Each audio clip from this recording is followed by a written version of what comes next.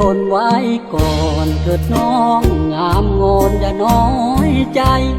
อดทนไปก่อน3 วัยอย่าได้โมโหโกธาอายเป็นทหารมีหน้าที่การปกป้องประสาบางวันกลับบ้านผิดเวลาน้องแก้วตาอย่าน้อยใจ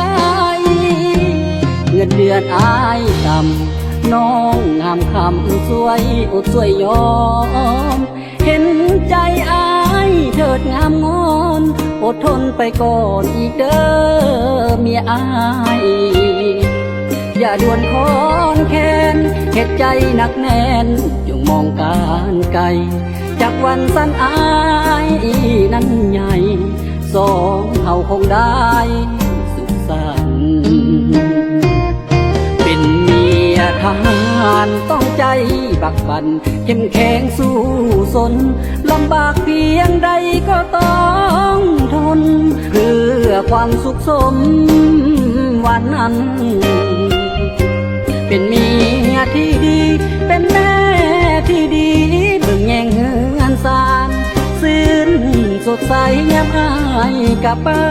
นส่งยิ้มหวานๆให้เป็นแห้งใจบ่นานก็รออดทนอีกต่อจาก2-3 ปีหน้าที่การงานอายดีเงินก็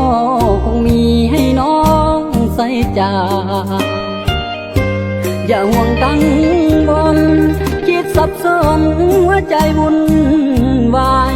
ทนไปก่อนอีกเด้อเมียอายอยากเป็นเมียนายต้องอดทน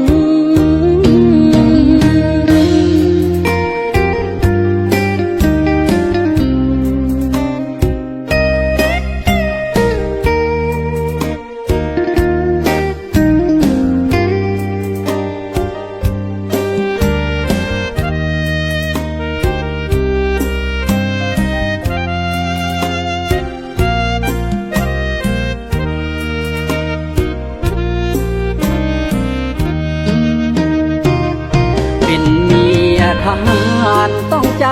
บักบั่นเข้มแข็งสู้สน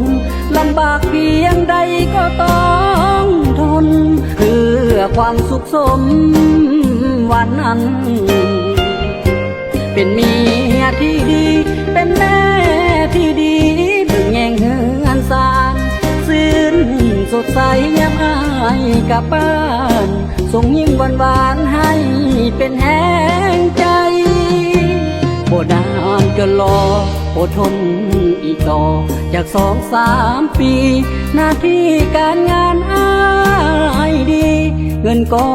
คงมีให้น้องใส่จ่าอย่าห่วงกังวลคิดสับสนหัวใจวุ่นวายทนไปก่อนอีกเด้อเมียอายอยากเป็นเมียนายต้อง